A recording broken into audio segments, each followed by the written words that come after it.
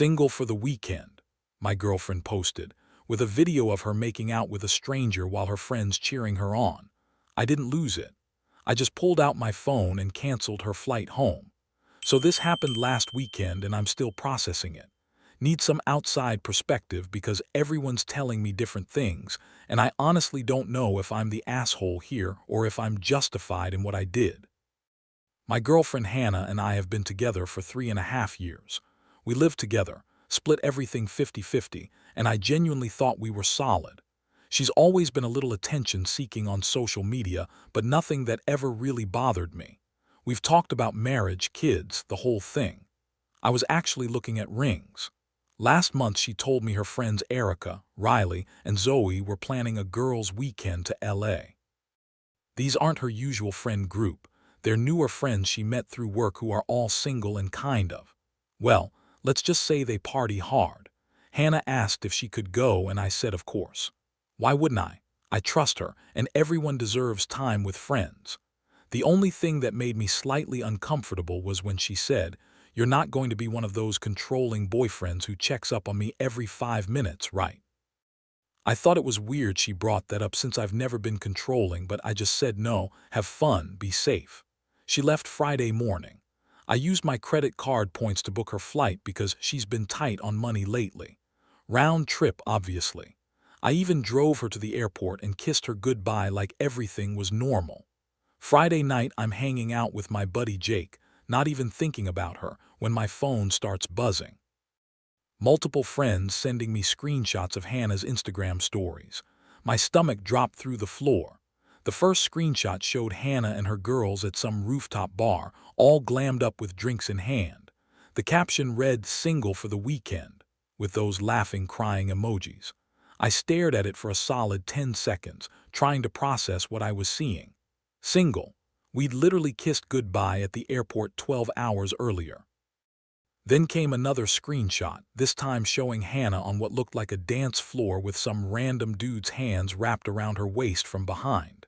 She was leaning back into him, eyes closed, totally lost in the moment. The caption just said, "When in LA," with a devil emoji. My hands started shaking. The third one was a selfie of Hannah and this same guy, both clearly wasted, faces pressed together with that drunk, sloppy grin people get when they're too far gone. New friends, she'd written, with a winking emoji that made my blood run cold. But the one that really killed me was the last one. This one didn't come with any caption at all. It was a video.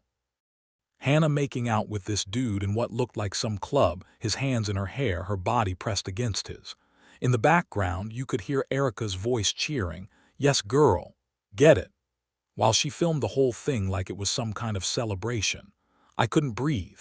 Like literally felt like someone punched me in the chest. Jake had to take my phone away because I just kept staring at the screen in disbelief. This is the woman I was planning to propose to. This is the woman who sleeps in my bed every night and tells me she loves me. I wanted to scream, to smash my phone, to call her and unleash every curse word I knew. Part of me wanted to book a flight to LA immediately and confront them both. But somehow, a cold, calculating part of my brain, maybe a survival instinct I didn't know I had, kicked in and overrode the emotional chaos. I didn't call her. I didn't text. I didn't blow up her phone like some crazy boyfriend.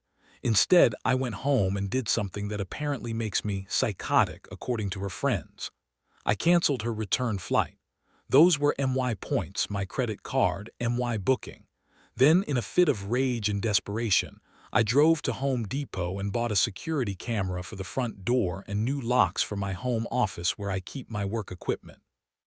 I knew, vaguely, that changing the main apartment locks while both our names were on the lease would be legally messy, but the primal need to protect my space, to create some boundary, overrode rational thought. I spent Saturday morning installing the camera and securing my personal workspace, my hands still shaking from everything I'd seen. Am I crazy here? She publicly humiliated me in front of everyone we know. Posted herself cheating on me for the entire world to see. But apparently I'm the bad guy. She's been blowing up my phone since Sunday when she tried to check in for her flight. I haven't answered a single call or text. Her friends have been messaging me calling me petty and psycho. Even some of our mutual friends are saying I went too far. But here's what I keep thinking: if someone is bold enough to post themselves cheating on social media, they've already made their choice, right? Like she wasn't even trying to hide it. She was celebrating it. I'm second-guessing everything now. Did I overreact? Should I have just broken up with her like a normal person? Part of me feels guilty that she's stuck across the country, but then I remember those videos and the guilt disappears. What would you guys do? Edit. Yes, we live together and both our names are on the lease. No, I didn't take any of her stuff. It's all still here. And yes, I'm sure those stories were meant to be public because literally everyone saw them.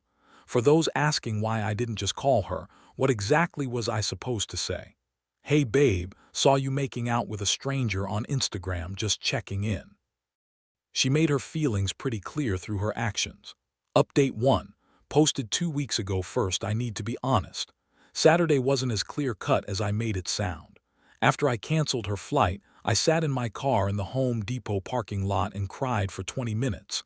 I kept second-guessing myself, wondering if I was being cruel, if I should call her back and fix everything. Jake had to come over that night because I was spiraling. He found me looking at flights to LA, actually considering going out there to talk things through. Bro, he said, literally taking my laptop away, I've been watching you get played for months. This is your wake-up call. He made me watch Netflix until I came to my senses, but not before pointing out all the red flags I'd been ignoring: the constant need for validation, the way she tested boundaries, how she'd isolate me from friends during couple time. So after my original post, Hannah's situation in LA got complicated. Turns out her new friends weren't as loyal as she thought. Sunday night, when she realized she couldn't get home, she called Erica for help. Erica apparently told her she was being dramatic and that she could just book a new flight. When Hannah explained she didn't have money for a last-minute flight, we're talking like $800 or more, Erica suggested she ask her new boyfriend for help. Hannah finally broke down and called me Sunday night. I let it go to voicemail. The message was 6 minutes of her crying, apologizing, saying it didn't mean anything, that she was drunk, that she loves me and just wants to come home. She said she'd made a terrible mistake, and that seeing those Instagram stories now she understands how it looked, but it wasn't that serious. I saved the voicemail but didn't respond. Monday she started calling from different numbers. Her work phone, Erica's phone, random numbers. I blocked them all. Then she tried Instagram, then Facebook, then freaking LinkedIn of all places. I wasn't answering any of it. Tuesday her mom called me. That's when I knew Hannah was getting desperate.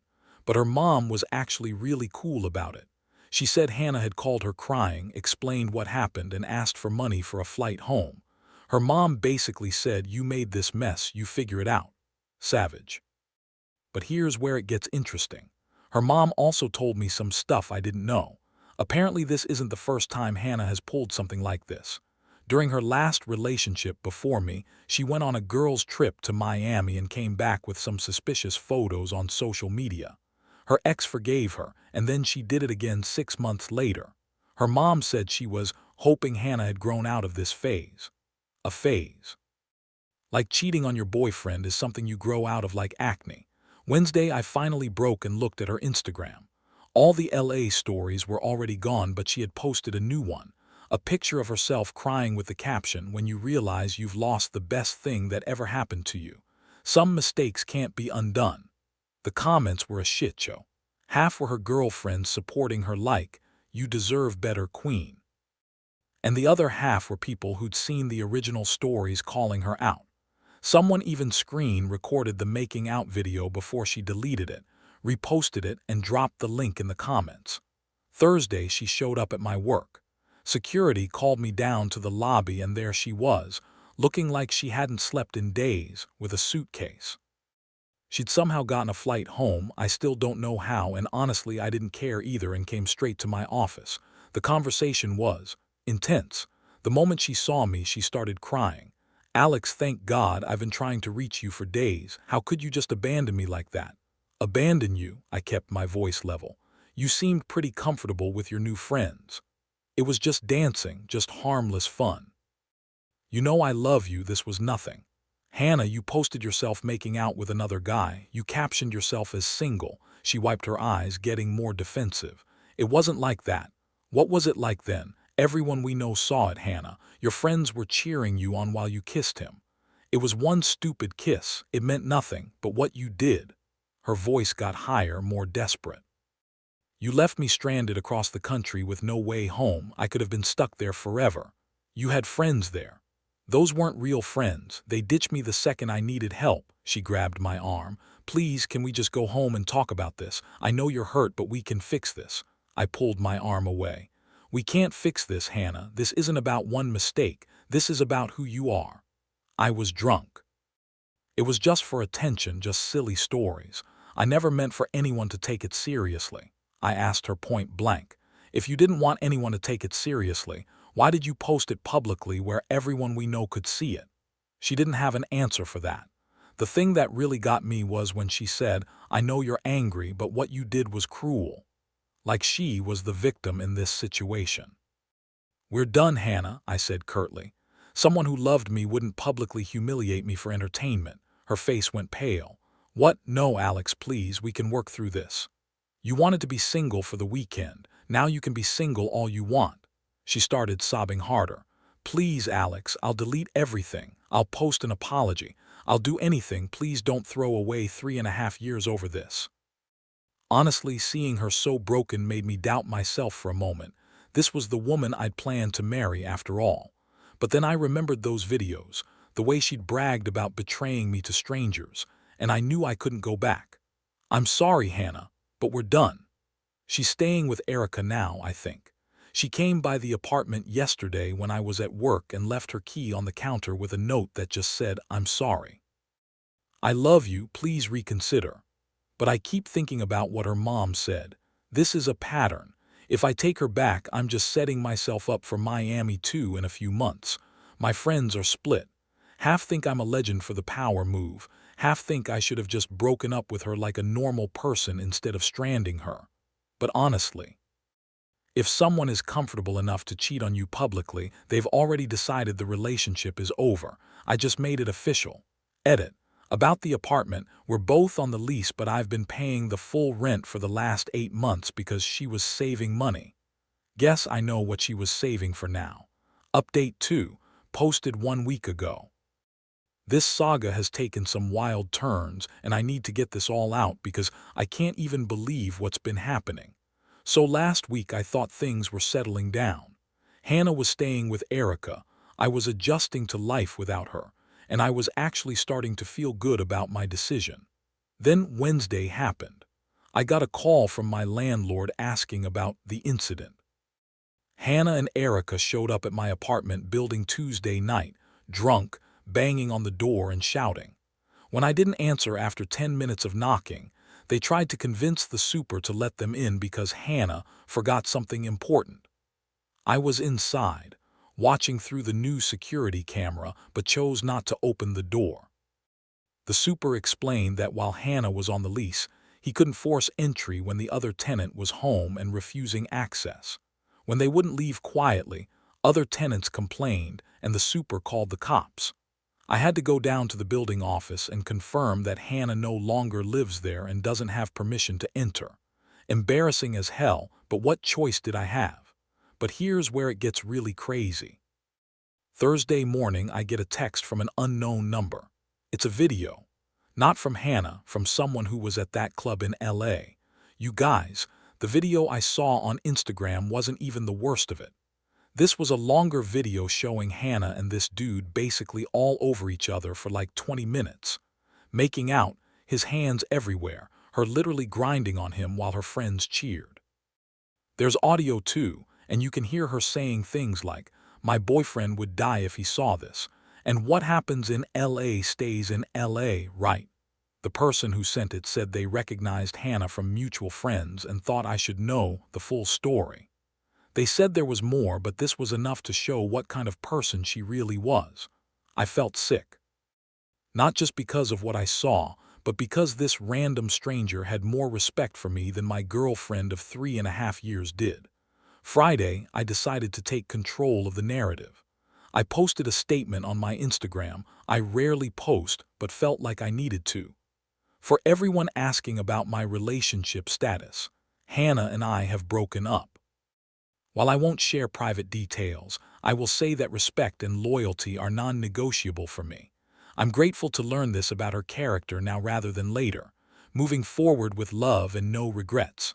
Simple, classy, didn't throw her under the bus but made it clear I was done. The response was overwhelming and honestly mixed. Comments poured in from friends, coworkers, even people from high school. While a solid majority were supportive, it wasn't the clean sweep I'd expected. Some mutual friends stayed conspicuously silent, clearly uncomfortable with the public nature of everything. A few people I respected actually messaged me privately saying they understood my anger but wished I'd handled it more discreetly. Hannah's friend group came out swinging, as expected, but even some of my own friends questioned whether posting publicly was the right move. The hardest part wasn't Hannah's friends attacking me. It was seeing people I genuinely respected staying neutral or gently suggesting I take the high road. My coworker Amanda said she felt bad for both of us and wished we could have worked it out privately. Even Jake, who fully supported my decision, admitted he was uncomfortable with how public everything had become. It made me question whether I'd handled this the right way, even though I still felt justified. Erica commented, "There are two sides to every story and you're not innocent either." Riley added, "Hannah made a mistake but you abandoned her." But then something interesting happened. Other people started commenting their own experiences. A girl from college said she saw Hannah flirting with her boyfriend at a party last year. One of my coworkers said Hannah had been messaging her husband on LinkedIn asking to grab drinks sometime. Stuff I had no idea about. Saturday, Hannah called me from Erica's phone, which I hadn't blocked yet. She was hysterical, saying people were attacking her online and that I was ruining her reputation. She begged me to delete the post, said she'd do anything to fix this. I told her she ruined her own reputation by posting herself cheating for the world to see. I said if she wanted to keep her business private, she shouldn't have made it public entertainment. She started screaming that I was cruel and vindictive, and that she never meant to hurt me. When I pointed out that posting videos of herself making out with other men while talking about how her boyfriend would die if he saw it seemed pretty intentionally hurtful, she hung up. Sunday, her mom called again. This time she wasn't as understanding. She said Hannah was devastated, and that while she didn't approve of what Hannah did, my response was disproportionate. She asked if I'd consider couples counseling. I told her respectfully that counseling is for couples who want to work through problems, not for people who publicly humiliate their partners for entertainment. I said Hannah had shown me exactly who she was, and I believed her. The hardest part is that I really did love her. I had this whole future planned out in my head. But I keep coming back to something my dad told me when I was younger. People show you who they are through their actions when they think no one's watching. But when they show you who they are when they know everyone's watching, believe them. Hannah didn't just cheat. She celebrated cheating. She made it into entertainment. She bragged about betraying me to strangers. That's not a mistake or a lapse in judgment, that's character. Hannah's not upset about losing me. She's upset about facing consequences. If she was really sorry about hurting me, she would have accepted my decision and tried to make amends quietly. Instead, she's focused on managing her image and getting me to fix the situation for her. I'm not fixing anything. I'm just moving forward. Edit. For those asking about the lease situation, I'm working with my landlord to get Hannah's name removed. It's a process but should be resolved soon. No, I will not be sharing the video someone sent me. That's not the kind of person I want to be, even if Hannah was comfortable sharing intimate moments with strangers. Final update. Posted 3 days ago, the saga has reached its conclusion, and honestly, I couldn't have written a better ending myself. Last week, Hannah made one final attempt to fix things. She showed up at my office again. Security is getting tired of her. But this time she came with a different strategy. Instead of tears and apologies, she brought anger. She accused me of destroying her life and said I was obsessed with revenge. She claimed she'd lost friends, that people at work were treating her differently, and that her reputation was ruined because of my vindictive social media post. She demanded I post a clarification saying we'd broken up due to mutual differences and that there was no cheating involved. I almost laughed. She wanted me to lie publicly to protect the reputation she'd destroyed herself. I told her no. I said if she was embarrassed by her actions, she should examine why those actions were embarrassing, not blame the people who witnessed them. She stormed out threatening to tell everyone the truth about who I really are. I'm still waiting for that revelation. But here's the beautiful part. Yesterday, I ran into Riley, one of Hannah's LA friends, at a coffee shop. She was with someone I didn't recognize, and I overheard their conversation while waiting for my order. Riley was telling this girl about Hannah's psycho ex-boyfriend, who abandoned her in LA for dancing with someone. But then she mentioned something interesting. Apparently Hannah never told them she was in a relationship when they invited her to LA. Riley said they thought she was single the whole time. When I turned around, Riley saw me and went white. I didn't say anything, just smiled and nodded, but it confirmed what I'd suspected. Hannah had been presenting herself as single to these women from the beginning. The girls' trip was always intended to be something more. The final piece of closure came from an unexpected source. Hannah's mom called me one last time. She said Hannah had finally told her the full story about LA, including things she'd left out before. Her mom said she was ashamed and disappointed and wanted to apologize to me personally for her daughter's behavior. She also told me something that made everything make sense. Apparently Hannah had been having doubts about our relationship for months, but hadn't known how to break up with me because we lived together and she couldn't afford to move out. The LA trip was her way of creating a situation that would force a breakup, so she could be the victim instead of the bad guy. It was all calculated, but her plan backfired because she expected me to blow up and give her ammunition to paint me as the crazy ex. Instead, I just left, and without my reaction to villainize, she had to own her actions. I'm doing really well now. Hannah's name has been removed from the lease and I'm staying. Fresh start in familiar surroundings. I've reconnected with friends I'd lost touch with during the relationship. Funny how that happens. I'm dating again, nothing serious yet, but it's nice to remember what it feels like to be with someone who respects me. Hannah is apparently doing fine. She moved in with some coworker and has been posting on social media about new beginnings and learning to love yourself. Good for her. Someone asked me if I regret how I handled this. Honestly, no. Could I have been more mature? Maybe. But when someone publicly humiliates you, they forfeit the right to expect private courtesy. She chose to make our relationship drama public entertainment, so she got to deal with public consequences. Thanks again, Reddit. This will be my last update on this situation. Time to close this chapter and focus on the future.